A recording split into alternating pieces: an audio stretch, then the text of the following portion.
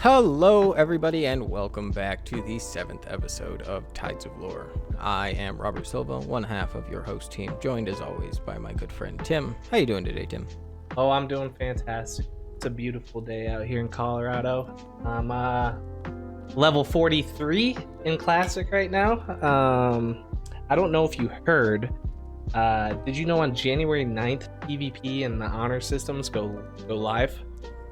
Yeah, I did. I was specifically trying to grind past the 40s and stuff like that so that I wouldn't be in the bloodbath zone.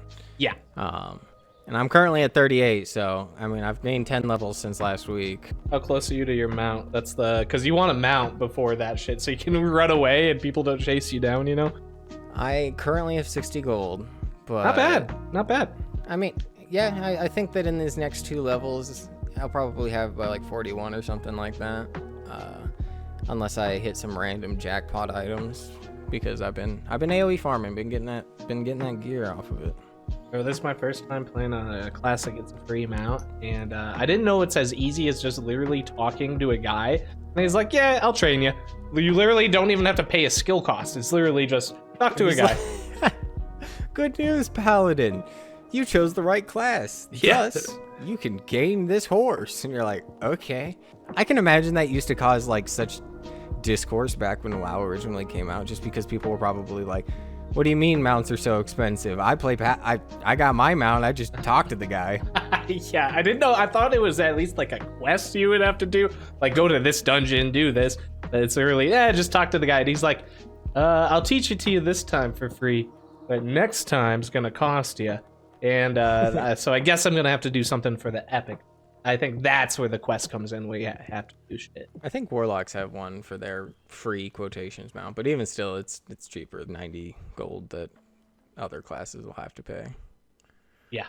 But it's okay. I'll also hit 40, and I can start being a nice little portal goblin. Oh, yeah. Another mage, Chromie, the guild, that she's been selling portals and food, and I think that's how she was grinding for a mount. She just got it yesterday, if I recall. 2 people now. Yep. Cridon is rising. But yeah, that's what's going on with us. Last episode, we discussed the just kind of multiple events that led to the start of what is going to be Warcraft 3. And Tim, what do you remember from that video? I remember talking about the Night Elves and their war with their the Satyrs. I remember I think Taurens are like almost like a good reflection of the Night Elves on the Horde. And then we talked about that side. We talked about the Taurens and the Centaur, dude, and how the Centaur came to being, and Desolus, how it used to be a lush and vibrant land, and now it's just a desolate desert, you know? Been questioned through there. It's still never a pleasant experience. Yeah, no, it is so boring out there. It's actually not terrible as a mage, because you can just pull all of the beasts that stand around and AoE farm them as you're going wherever. But yeah, but they don't drop cloth gold. No. Yeah, at least their junk is worth a decent amount of silver. We talked about the Dark Portal closing again, and Turalian getting stuck out there. Just a reminder, Turalian and Illyria get picked up by a Naru by the name of Zera, who is like, yeah, I formed this little army of soldiers, and we go across the stars and fight the Legion, and that is the Army of the Light. And they get picked up off of Outland, and they go do that. Which is pretty cool. The Army of the Light is pretty badass. What about the remnants of the Horde? What happens to them? Ner'zhul and Kilrog Deadeye. I guess that would be the Horde. When I think of like the Horde, I don't think of that. Yeah, I guess, yeah. So Ner'zhul gets sucked into the armor of the Lich King, Frostmourne, and the Helm of Domination. Waiting, to see what is done with that. I think we're going to talk about that in this episode. Yes, indeed. Last time I did say that we might be talking about the Thrall episode, and I did consider it, because if you play Warcraft 3, Thrall is like the prologue, and then this campaign that we'll be mostly talking about today is going to be what is like the human campaign and like the first actual bit instead of the prologue. This is like what people love in WoW. Oh, this is what I love. If you think about when WoW fell off, it's probably Lich King after Lich King, right? It And was post especially Cataclysm, but yeah. and especially like I mean, we have Classic into TBC into Wrath. We saw that happen, and a lot of people dropped off. I didn't even touch Cat, right? I did not touch Kata either. I did And we not. played all of them. We played Classic, TBC, Wrath, but both of us didn't even touch Cataclysm. And it's just kind of when WoW fell off after like the main story of World of Warcraft. I feel like Arthas was the big bad, like one of them, right? I do agree. I think they kind of fall off into like little sub stories almost, or like what I would call filler episodes.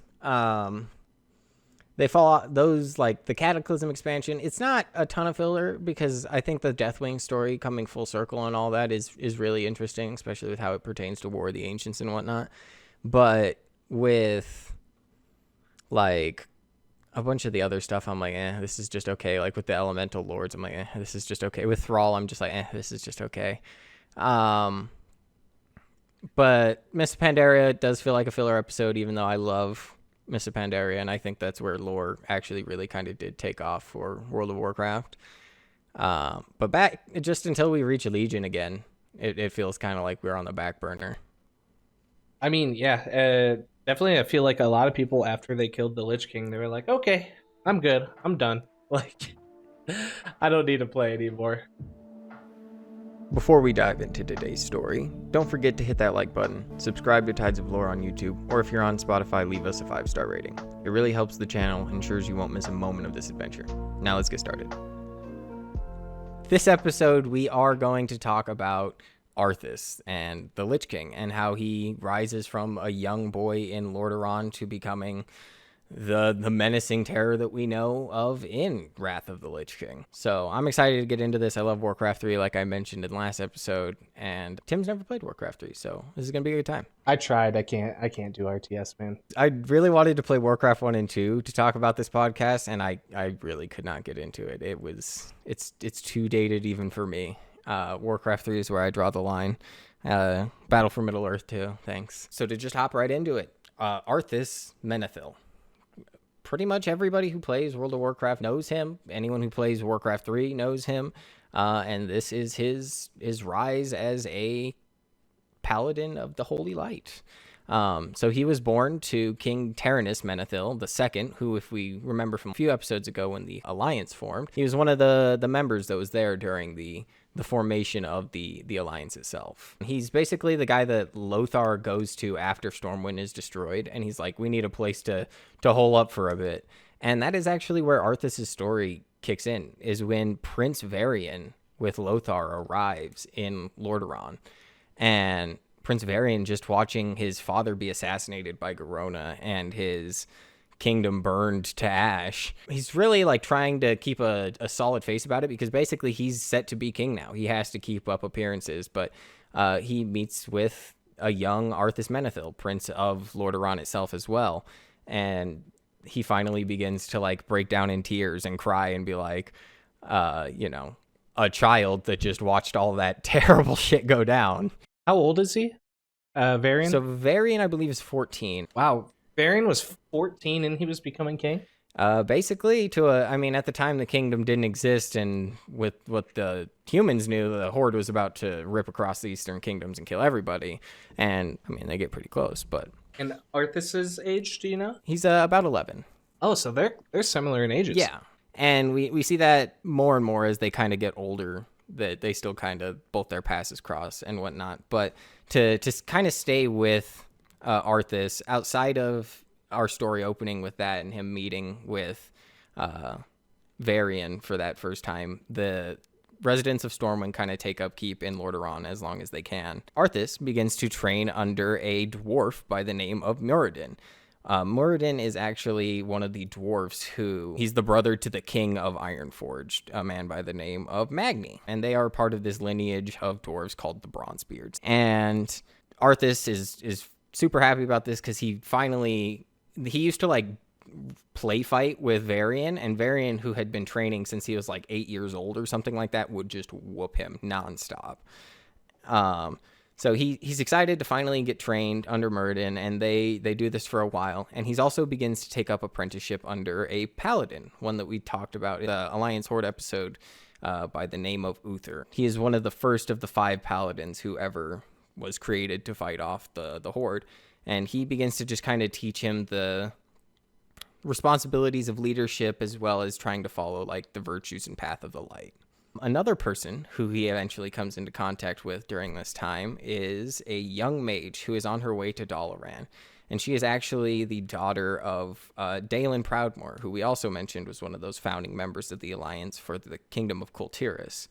And she is, I mean, just to put it simply, he's who he falls in love with. He has his sister who's named Calia, and she is very much like a princess-styled, like, girly girl. She frequently, only worries about like the appearances of the royal family sort of stuff. But Arthas sees Jaina and he thinks like, this is a girl who wouldn't mind like going on a daring midnight adventure or getting a snowball to the face. That's how they describe it in the Arthas novel. And he is right, because they do have this like little excursion while he is trying to like escort her to Dalaran, I believe, where they decide to go to one of the internment camps for the orcs, and because they're like royal family and they're so young, they're not like typically permitted to see this, so they both sneak off to go do this, which is where we kind of see the first divide between Jaina and Arthas.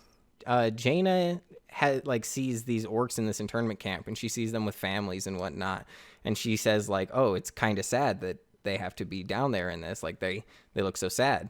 And Arthas is just like, yeah, but they're like terrible people, so they deserve to be there. Judging them based on their race? Well, again, I mean, you have to understand that this is pretty much very shortly after, like, Varian would depart back to Stormwind to go help it rebuild, and after the Alliance has barely finished dismantling the first Horde. So they're very calloused towards the orcs. Is Thrall in this camp? Thrall is actually in this camp. This is Durnhold Keep. This really? is right. Yeah, this is in the Hillsbred foothills, right off of where Lordaeron is, and this is where they do see Durnhold Keep. However, he doesn't see Thrall there, because Thrall is going to be talked about a little bit later once Arthas gets a little bit older, and we'll get to that. There is also his horse that he truly loves with all of his heart. During like a cold winter's night, he helps to deliver this horse while it's being born. And from the very moment he lays eyes on it, he's like, you're beautiful. Like, I love this horse with my entire heart. And he would take up his like family tradition that they would follow, where they would name like their horse after his father. Before it had like Steadfast, and before that was like something like that. So it's always like a word that is just to describe what you think the horse would be like, basically. And he names his horse Invincible. In retrospect, like, having a horse just named Invincible seems like a stupid name. I do kind of agree, especially because horses are, I'm not going to say they're fragile, but like they can get injured, and it's very much like, oh, this is sad. And maybe that'll come into play. Who knows? Right. Right. Like the scene in Napoleon Dynamite. Do you know what I'm talking about? Where Napoleon's going to school and there's a guy with a cow and a shotgun, and then a school bus pulls in front, and you can't see what happens, but you assume all the kids on the school bus do. But yeah, so he for many years is just like, oh, I really wish I could ride this horse. I really wish I could ride this horse. And he's super impatient about it. And Uther's constantly being like, he's not ready yet. He needs to be older. He's not ready yet. He needs to be older. And then eventually one of these days he's in the stables with Invincible, and he's like, fuck it. Surely one ride couldn't hurt. And before he has been recommended to ride this horse, they both go bolting off. And it's like a euphoric experience for Arthas. I mean, truly, it is like a euphoric experience. That's how he describes it, really. But eventually, Invincible kind of sneaks out from underneath him, and he just goes tumbling to the ground, and Invincible goes bolting off into the distance, leaving him alone in the middle of the forest. He eventually does get back to the farmstead where he was at, but Uther's scolding the shit out of him. Invincible ended up coming back to the farmstead anyway, long before Arthas would get there. And with how Arthas looked after he, tumbled off of a horse, he was like, yeah, you're impatient and you need to chill out or you're going to get people hurt. And Arthas kind of blows this off, but that is mostly where it gets left. And that is mostly where young Arthas is kind of left. The Horde has kind of recently fallen, and then he is being raised up to be a Paladin of the Light, which is where we kind of pick up again with him later on in the Arthas novel. Most of these events takes place slightly before the Warcraft 3 campaign, and then a lot of them take place during. Arthas, now 19 years old and about to basically be inducted into the Order of the Silver Hand. He pays a visit to Durnhold Keep, that very same internment camp that they had gone to when they were younger with Jaina, and he actually meets with the man running the show, a man by the name of Adalius Blackmoore, who is the man that runs Durnhold Keep. And he is a pretty shit guy. He's a drunk who constantly gropes his waiter staff and stuff like that. And Arthas thinks that he's pretty appalling, but he kind of sees it as his duty as a man who's going to become king to like do these random inspections and stuff like that. And he's also heard about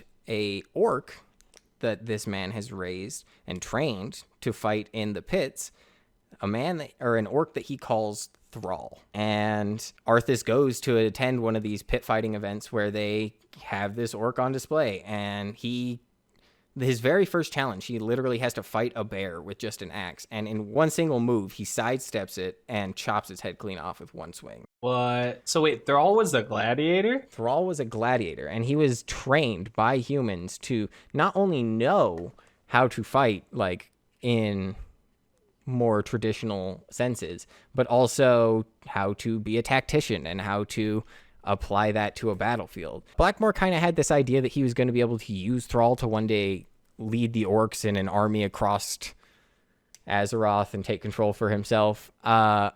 Spoilers, that doesn't happen. So wait, this was before Thrall was a shaman. Doesn't sound like he's using any shaman powers. So not quite, no. Would one say Thrall was a warrior before he was a shaman? Yeah, I would say so. I mean, he's kind of like what most orcs were, and that's just kind of natural combatants. And with that, we are going to time skip a little bit further forward. Something I did want to mention, because we did bring this up during the Medivh episode, and I was like, Aegwynn might not be dead. I still don't think Aegwynn is dead, because during this Arthas book, there's like this small interlude where it's like talked about from Jaina's perspective, and it takes place right before Wrath of the Lich King. And she's talking with somebody about like how Arthas was as a child, and this person's like, yeah, like I know who Arthas is, but like, or like I know what Arthas was and like who he became or whatever, but like tell me actually about him. And this person that she's talking to is Aegwynn, who says that she's been alive for like 1,000 years. So I'm standing on it. Aegwynn is still alive in the story. They killed her off in the comics, but they decanonized that she's coming back. I'm standing on it. So I'm just looking it up. A lot of people are saying she's dead. Because didn't she die fighting Cho'Gall? She dies fighting Cho'Gall in the comics to empower Medan, who got decanonized. They completely removed the Medan storyline from World of Warcraft. Any of the stuff of him being Medivh's child, or any of the stuff with him being Garona's child, they not canon no more. So with Aegwynn being alive up to the events of Wrath of the Lich King, I'm standing on it. She's alive. Okay. Yep. We'll see. When Arthas goes to try and relax, what he does to calm himself down is he rides Invincible. It's a horse that he raised from being a very small foal. And as he does this, one of these times he goes to make this jump across this little cavern that they've made 12 times before, or 100 times before, I think they even say in the novel. But during this snowstorm, he goes to make the jump, and as they do this time, the horse, he feels its legs catch no traction and slip just as they're going to make it over the edge, and he crashes into the ground. A few of his ribs break, and he is, in agony, but then he sees Invincible, whose legs are all sorts of distorted and broken and folded in directions that they shouldn't go. And just to put it plainly, he sits there trying to find the will to put this horse down for hours and hours, as it is just like screaming in agony, before he finally finds the willpower to draw his blade and put the horse down. And it's kind of this moment that really defines Arthas, because this moment he makes a promise. He says, anyone who is ever in need again, I will save them. It's funny because the like Stratholme like is What do you a mean? key factor, which we'll talk about, I assume. Oh yeah. But that's like the turning point of when like becomes bad, and he definitely doesn't live by those fucking words, dude. We'll check Does back in. not We'll live check by back those in when we hit words. the Stratholme point, because yeah, I agree. I do kind of agree. So after this, Arthas is inducted into the Order of the Silver Hand, where he goes to Stormwind City and he sees Varian Wrynn, who has just barely had his very first child, a young boy by the name of Anduin. I don't believe that he's like the first one since the original 5, but it is said that this is the first time since the original 5 were all together that they have all been brought back together, with the exception of Turalyon, who everyone assumes is dead, for this ceremony to create or to make him the next paladin. And he's given a magnificent paladin weapon by Gavinrad, and he is made the next paladin of the light. But yeah, it's a massive event where a bunch of people from Dalaran to nobles from all across the land are coming to see Arthas become a paladin. Real quick, he was given a weapon. Is this a weapon of significance? This weapon does have a name. He is given a holy warhammer, so it's a big long two-handed hammer called Light's Vengeance by Gavinrad the Dire. So you can get it in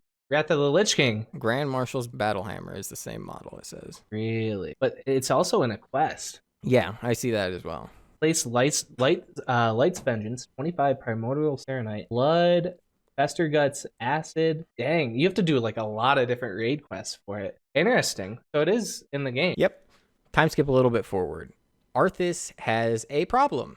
The orc known as Thrall has escaped from Durnhold Keep. He burned it down and somehow escaped.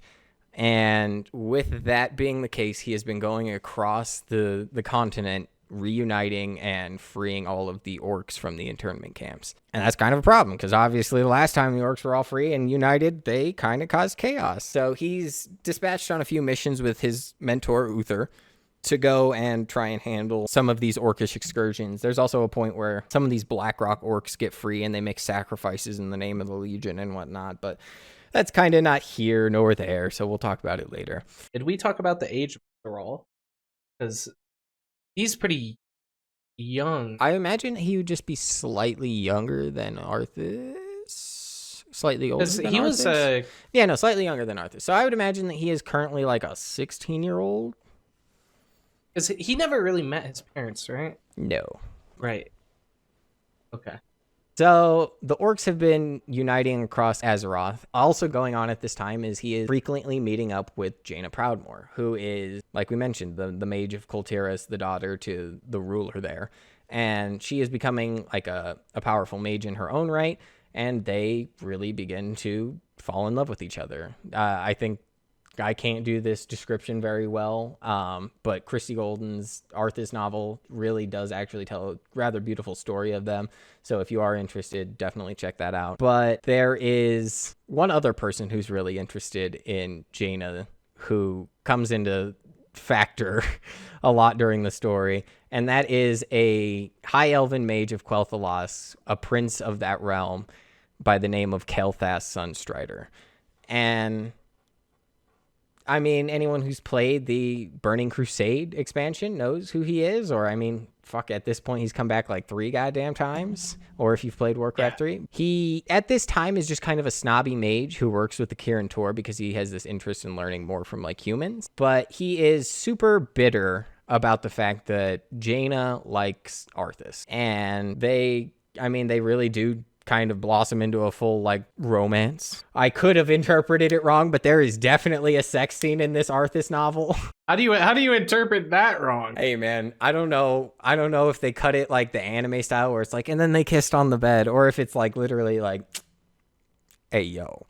But to get back to the story of Arthas, instead of just what he's doing in his personal life, his father sends him out on a mission because he's been hearing of this new plague that's been ravaging northern Lordaeron. And he's like, okay, father, I will go fuck up this sickness for you. I have no problem. Jaina, who is also sent on a mission by her mentor, Archmage Antonidas, to go investigate this, is like, yeah, I'm pretty sure that this is like magic because this is so unnatural. I've never seen anything like it. So I'm going to send you to investigate, and y'all are going to figure this out. So Jaina and Arthas are kind of sent on a mission together to go figure out about this plague. Just to quickly note it, both the King of Lordaeron and Archmage Antonidas are both approached by a cloaked figure wearing a raven-like robe and wielding the staff Atiesh. He just goes by the Prophet. The Guardian. I don't know. Nobody recognizes him, but this is definitely Medivh. It's How do they not I put don't two and two know. together? I don't know. But he's like, you guys have to flee Kalimdor. The plague is already going to take these lands. You have to go flee to Kalimdor so that we can unite against the Legion's next plans. And obviously Archmage Antonidas and King Menethil are like, no, I don't think I'm going to do that. So he turns into a raven, which again, something Medivh does, and flies off into the distance to go talk with some other people. Eventually, Arthas and Jaina come into contact with this plague, and it is like basically they quote it, it is just no ordinary sickness. It is evil itself. It kills all of the people who come into contact with it and then magically transforms them into zombies. Wasn't it in their grain? Yes, and that is kind of where most of this portion of the novel focuses, that they try and figure out what the source of it is, when eventually they do figure out that it is coming from the grain, and the grain is marked for a city, and they know that the necromancer Kel'Thuzad is leading his cult of the damned to try and spread this plague across the land. So that is their next goal, to go stop Kel'Thuzad and the cult of the damned. I mean, pretty plainly, they purge a bunch of these undead people. They pick up a few allies along the way, and they slay Kel'Thuzad. And at that time, his body like immediately decays into just like skeleton and bones in like the matter of seconds. They say like it would have taken months for it to have happened in real time, but instead he just like shrivels up and immediately turns to goop. Was Jaina with him? Yeah. Wow, Jaina saw him kill Kel'Thuzad. Jaina helps him kill Kel'Thuzad. I didn't know he actually... But you don't actually kill a Lich unless you kill their phylactery, right? He's not a Lich yet, but he does come back. Oh, we're going to he's talk a human. about that. He's still just human. He's actually a mage of Dalaran who got exiled, and that's kind of why Jaina's being sent after him so much, because they suspect him to be at play during this time. Interesting. So he was a human, he died, and he melted in front of them. Mm-hmm.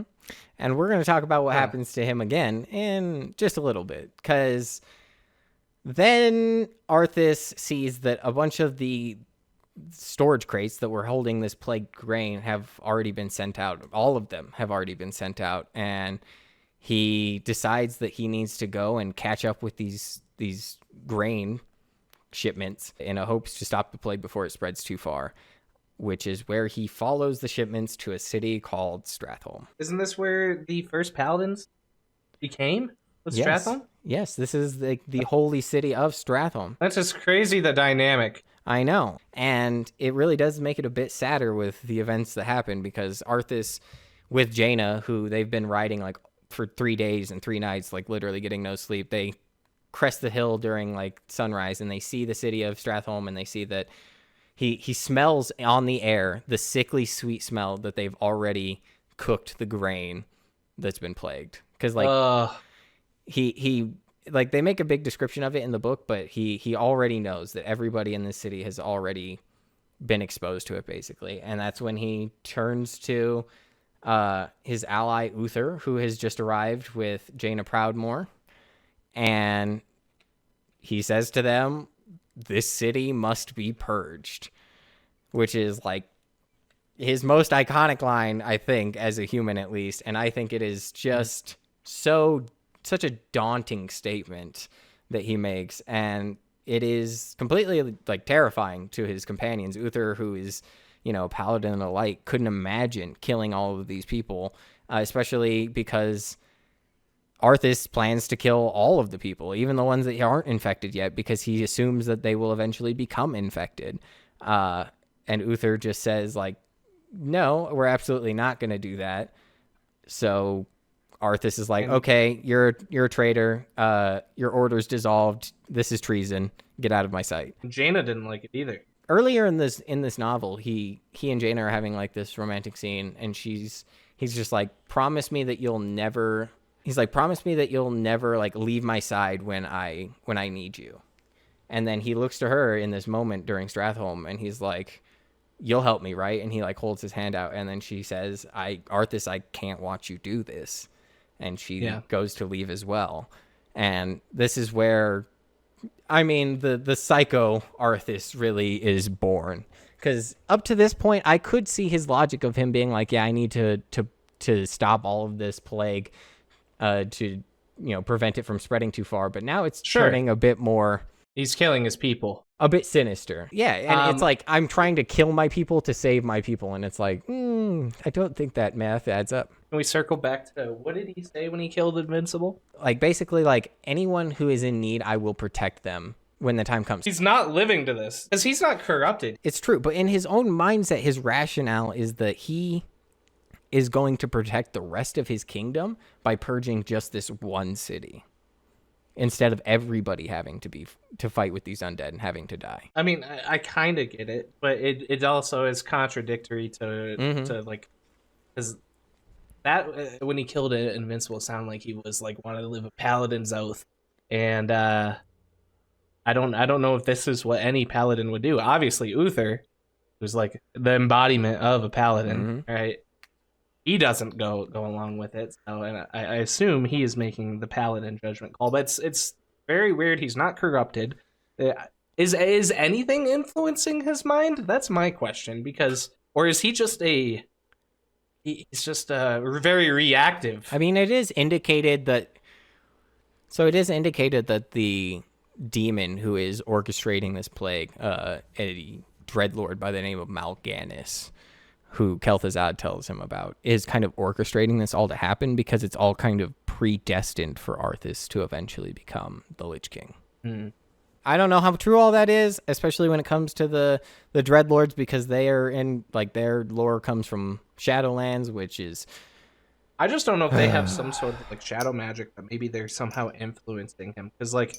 I prefer to think about it that he is just genuinely trying to do the right thing up to this point. But his higher up, his role model, Uther, someone who he probably listened to, does not think the same thing. You would think if he really wanted to be a paladin, like he would like follow Uther, right? Or whatever the paladins would do, right? I do kind of agree, but also at the same time, Arthas has always seen Uther as like a snob. Him and Jaina even kind of like make fun of him for being like preachy, right? That's what a paladin is. And I agree. I do agree, but I guess that's more just like, that is why his logic is the way it is. He doesn't necessarily trust in the judgment of his elders. He kind of sees himself as being above it a little bit. Just to get back to the story, he, alone with a group of his men who he is like, anyone who's still loyal to the kingdom, join me. He purges the city of Stratholme, and he burns down all of the buildings and kills everybody inside, every man, woman, and child. And it's talked about that the undead ones are the easy ones to kill because it was easy to just, smash their bodies. But it was the families and the children that, hidden horror that were the hard part. And it really is such a dark scene. But I do think it is such an interesting moment, especially when you play it in the Warcraft 3 campaign, because it's the first time I think I ever played a game where I was like, wait, am I the bad guy? Does the light stay with him at this point, or does the light leave him? It's actually made a point that as he's crushing these people, that the light flickers and goes completely still, and his once glowing radiant hammer turns to nothing more than a weapon. That's interesting. Thank you for tuning into Tides of Lore. If you're enjoying the story, don't forget to like, subscribe, and share with your fellow adventurers. Your support makes all the difference. Thank you. Mal'Ganis escapes. Mal'Ganis is like, haha, neener. You couldn't catch me. And he's like, but I'm up in Northrend if you think that you can catch me. And Arthas is like, oh, all right then. I'll come get you. And he basically leaves. He leaves like a note for Jaina, basically saying, come to Northrend and help me. Even though you betrayed me before, we can still be cool, I promise. But Arthas is already on a path of vengeance. And I think that's really, like, because even early on, Uther tries to teach him, like, a paladin cannot have vengeance in their heart. That cannot never be a paladin's goal. And the fact that Arthas is on a journey of vengeance right now is a sign that he's already fallen out of the light's favor. So he goes to Northrend to go chase this Dreadlord Mal'Ganis. And while he's there, he comes into contact with his old friend Muradin, the man who originally trained him to fight, who is now part of this expedition force that are looking for a magical rune blade they've seen about by the name of Proudmoore. Back to the vengeance thing, it's kind of contradictory because in Classic, I play a paladin right now. I have dual spec. I'm playing Ret. There's literally a talent called Vengeance, and when you crit, you just do 3% more physical and holy damage for 15 seconds. Like, it's literally a talent in the Retribution tree. So I just thought that was funny. That is funny because there is, I believe, Tyrion Fordring. Like, when all of them were brought up as paladins, they were each given like a tome to signify their significance of what they think they embody the most about a paladin. And one of them, I believe, is like vengeance or retribution or something like that, which is like just a fancier word for vengeance. And I'm pretty sure it's Tyrion. Like, you think about paladins, like even in like Baldur's Gate, like there's different spec. There's literally a vengeance like, to bring retribution to the ones who deserve it, right? So maybe there's just different types of paladins with different maybe morals. I don't know. But at this point, Arthas has definitely fallen out of favor with the entity of the light that we know of, because him and Muradin do find the blade Proudmoore. As the armies of Mal'Ganis are like bearing down on their camp, they locate this blade, and Muradin warns him because he's like, actually, I think this is a bad idea. I'm reading this little sticky note here, and it says that the blade is definitely cursed. And Arthas is basically steps forward and still says, like, I will bear any curse to save my people. And he takes up the blade Proudmoore, which, as it's released, because it's in like this block of ice, it's actually freed. But as it does, it knocks Muradin unconscious. It like in Warcraft 3, it's definitely implied that it kills him, like it's taking his soul to do this instead of Arthas's. But Muradin comes back, so it's definitely, I guess, that he's just like KO. Arthas takes up Proudmoore, and with it, he is able to slay the Dreadlord Mal'Ganis. Does he actually slay Mal'Ganis? He does. He kills him. Mal'Ganis is a demon, though, so he goes back to the Twisting Nether. He goes back to the Twisting Nether, yeah. Is there a cooldown? It seems to be that the more powerful you are, the faster you can come back, because, like, certain demons die a few times and come back. Like, Manaroth dies and comes back, but I don't know all the details about that. It's like, if you die and come right back, you know? I just don't know what the rules are. Then the Legion expansion makes it a bit difficult, but we'll get to that. Okay. Arthas, now wielding the rune blade Proudmoore, which, as we mentioned before, contains some of the essence of Ner'zhul, who has been twisted into the Lich King, the wielder and controller over the Scourge undead army, returns to his kingdom of Lordaeron.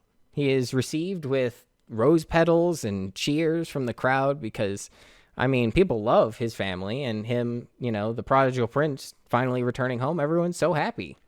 Until he gets to the throne room, where it's pretty much like one of the most iconic scenes in all of World of Warcraft. It is the end of the human campaign for the game, where Arthas kneels in front of his father, pulling out the blade Proudmoore, and he's like, "Welcome back, my son.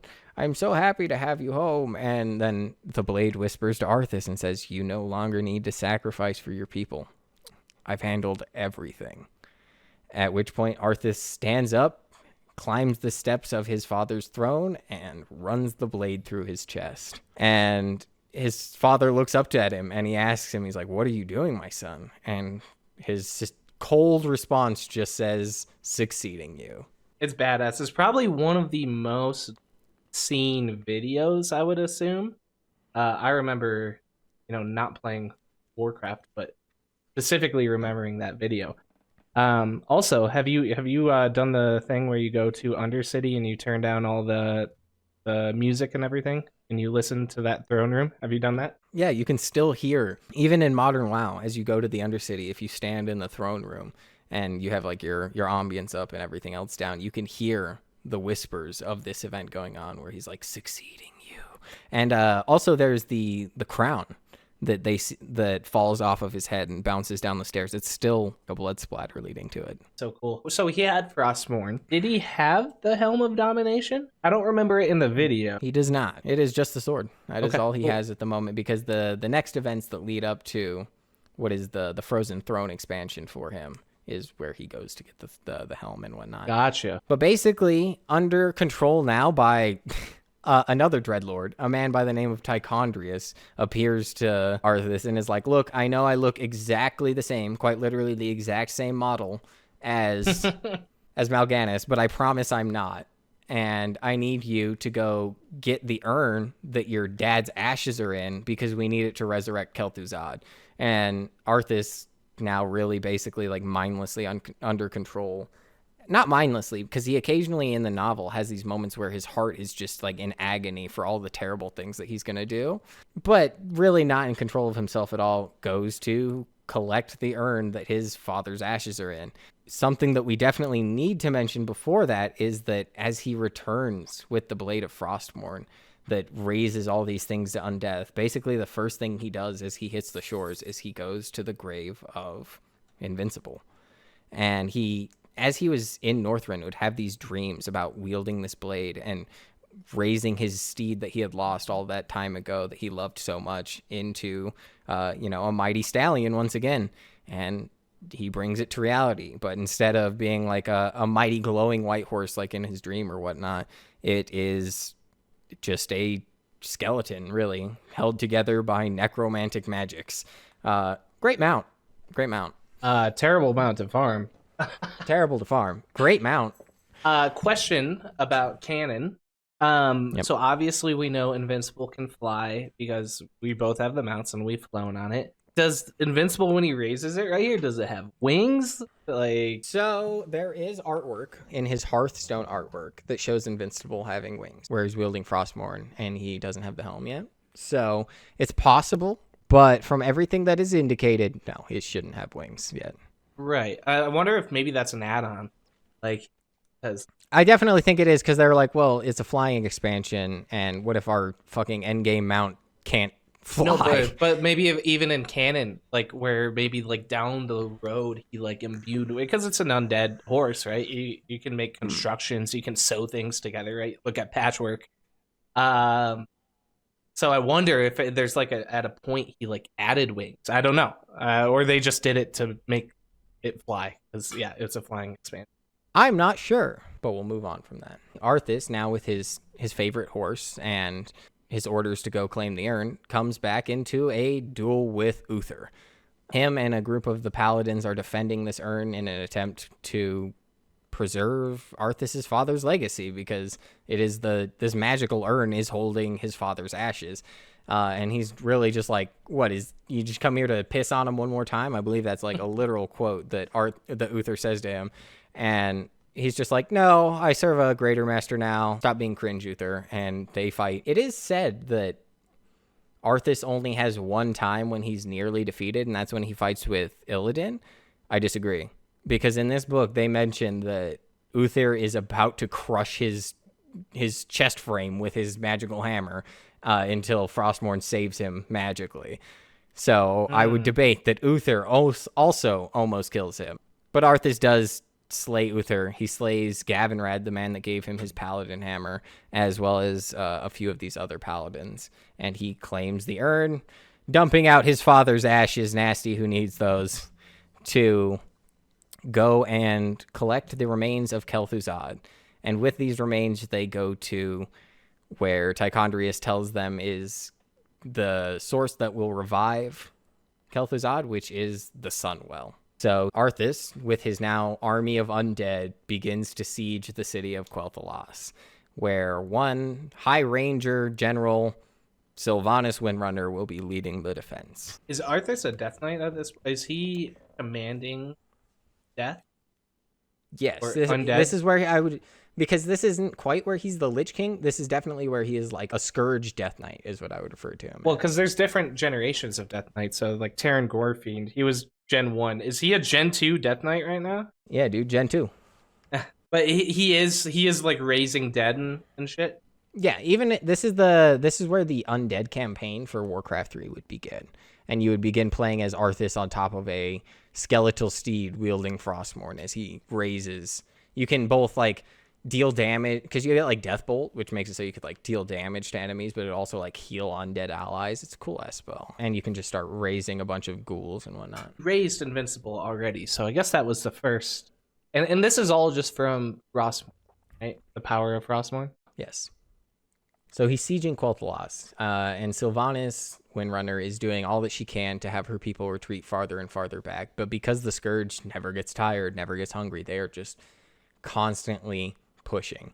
And it's made all the worse because one of their mages, a man by the name of Darkon Drathier, betrays them. He basically tells them the secrets behind the mages' like spell stones and how to get into Quel'Thalas, which, if you remember, Gul'dan couldn't quite figure out.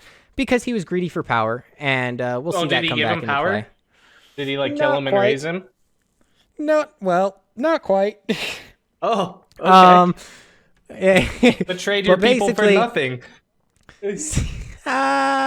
Sylvanas will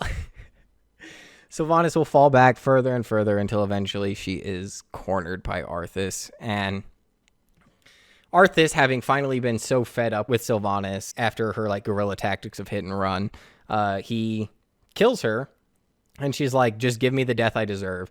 And then he's like, yeah, I don't intend to do that.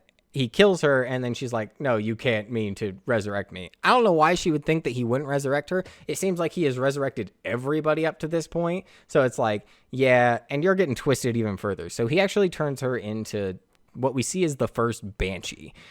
And basically it's just that like whenever she speaks, her screams kill the living, and he forces her pretty spitefully because like through the entire time this chapter of the story is given from her perspective, and she's constantly trying to fight against Arthas during this time frame, but she just can't, and her essence is twisted anytime that she tries to rebel against his control, and she fights with Arthas to slay her own people. And eventually, Arthas comes face to face with the king of the High Elves, a man by the name of Anastarian Sunstrider. Him wielding Frostmourne, and the High Elf king wielding the ancient runeblade of Fellow Malorn. Ooh, and get that as an artifact for yes, mages. Mm-hmm. That's cool. And he duels with Arthas. Basically, as Arthas comes running in, he cuts both of Invincible's legs out from underneath him. And obviously, Invincible is undead, so it just kind of face plants and doesn't die. But Arthas sees this, and he just gets pissed, and he fucks him up. And then he's on a warpath. Basically, spoilers, anyone that Arthas comes into contact with at this moment that is bad, or that he thinks is bad, dies. He kills the king of the High Elves. And with that, he takes Kel'Thuzad's remains and pours them into the Sunwell, which will corrupt this source of life for the High Elves. And with that is where we have the resurrected, now Lich form of Kel'Thuzad. Now, the Sunwell. So, obviously, we knew of another well, the Well of Eternity. Mm-hmm. Is the Sunwell also a gash into Azeroth, and it's Azeroth's lifeblood, or is this a different source of magical power? So when we mentioned Dathomir, which was the man that helped free Tyrande during the War of the Ancients and would eventually found the city of Quel'Thalas, he actually ended up also taking a vial of the Well of Eternity. I remember. And when they found this collection of ley lines, much like how we mentioned Karazhan is built on top of a collection of ley lines, they created this well using that water. And that is what the Sunwell is. A slightly less powerful version, but still very powerful font of magic, just like the Well of Eternity was. We could make more of these wells. I don't know. I also think it's a bad idea. I guess it might be a good idea now that, spoilers, the Legion is defeated. But an infinite power, dude. I know. I think there are some people that would agree with you on that. But yeah, after he corrupts the Sunwell, the High Elven people will begin to be reborn into the now race of the Blood Elves, which we'll talk about when we reach their campaign. But his next course of action is he's being ordered by Tichondrius to go collect the Book of Medivh.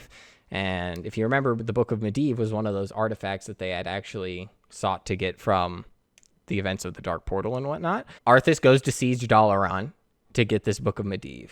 If you remember, Archmage Antonidas is kind of the leader of Dalaran and the mentor to Jaina Proudmoore. He actually ends up sending Jaina Proudmoore across the sea to the land of Kalimdor because he is finally beginning to take the words of the prophet a bit more seriously as the undead Scourge army begins to attack the magical city. During this siege, Arthas ends up killing Archmage Antonidas, as well as collecting the Book of Medivh, which he gives to Kel'Thuzad to begin to summon one of the archdemons into the world.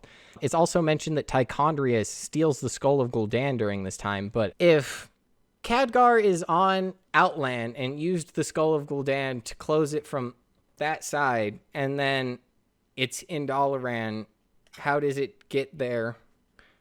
I don't understand. Quick question about the Skull of Gul'dan and obviously Frostmourne, which is Ner'zhul.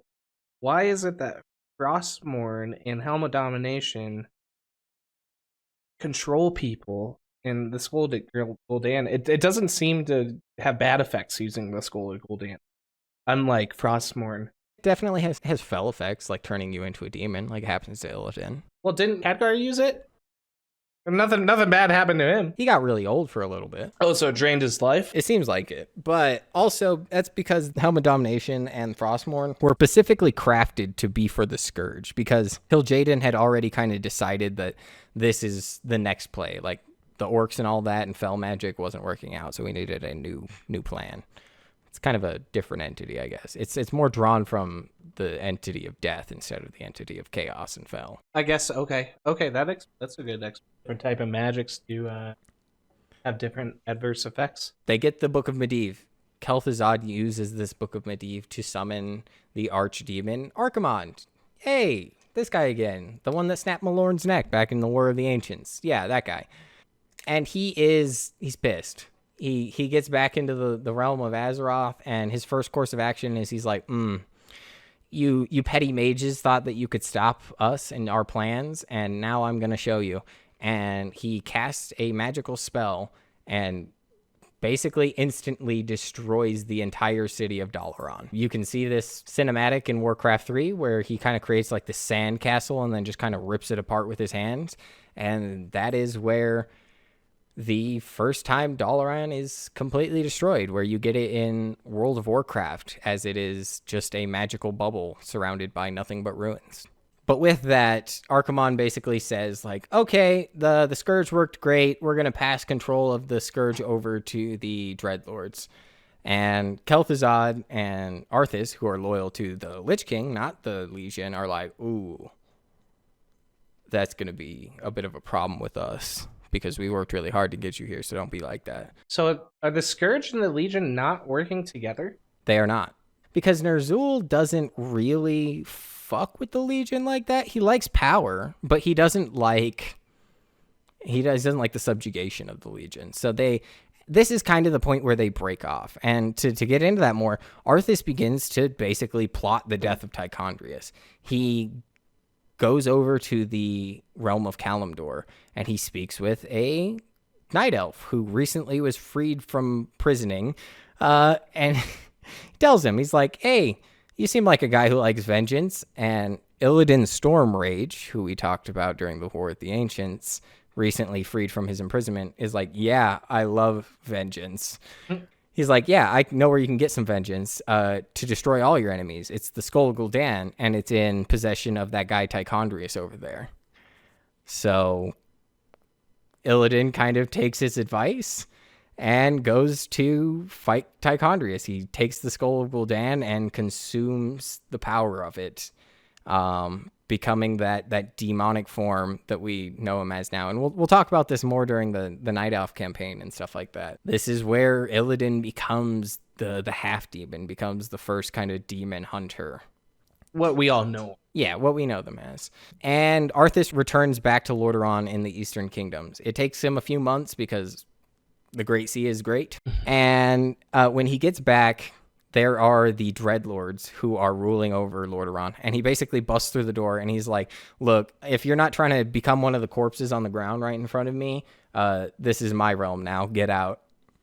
And they don't really put up a fight. They're like, this is unacceptable.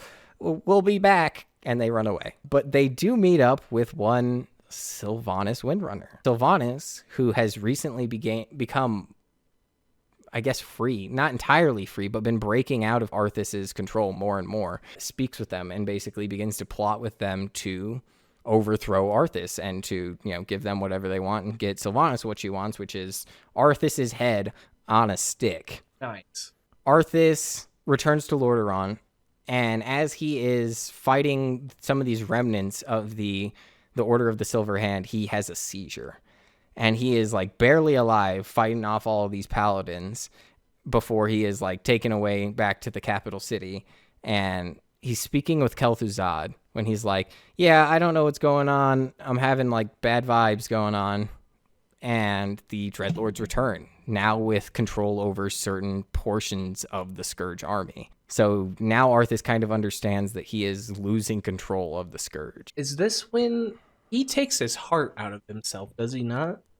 There's a quest, and I don't think so. I don't think this is it. I think that's Wrath of the Lich King stuff. Okay. But okay. Yes, because they do talk about a portion where he leaves the rest of his humanity behind. Basically. Right, and I'm wondering, because he had a seizure, he's just like, yo, fuck this shit, right? Let me just be undead.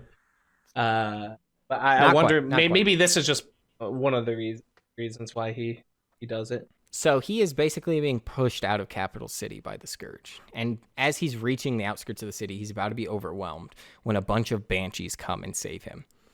And he's like, oh, thank gosh. Tell Sylvanas, like, what's up for me? And they're like, oh, no need. We got Sylvanas and Kel'Thuzad right over here. Come say hi. And he's like, bet. And he goes with these banshees off into the forest to meet up with his allies. And he is ambushed.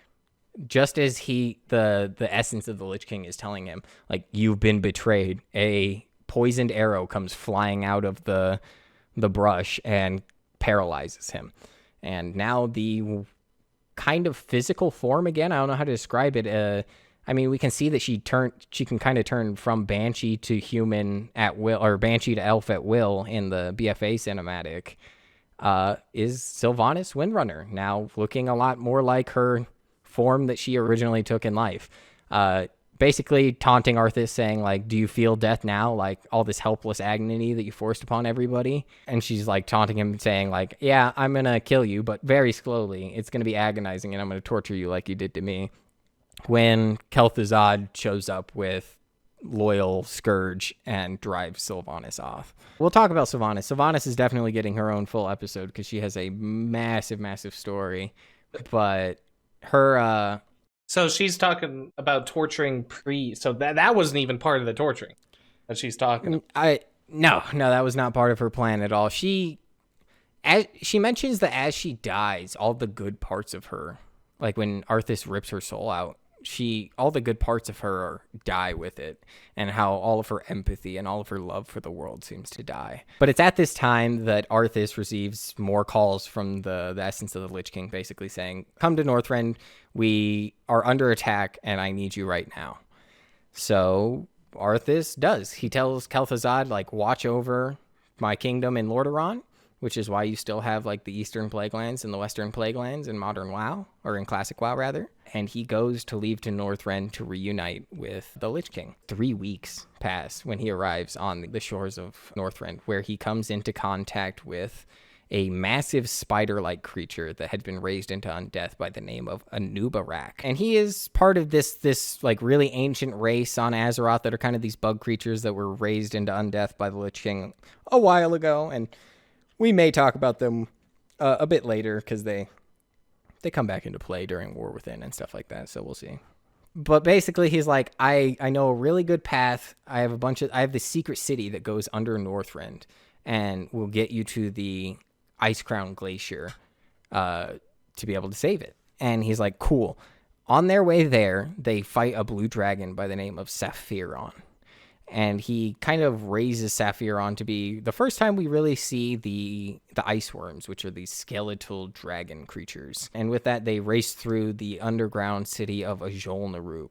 They're fighting off these dwarves who are like warning him, like, there are horrors of this place from a time before your kind, like, you don't even know what's going on down here. He also does come into contact with a faceless one down there.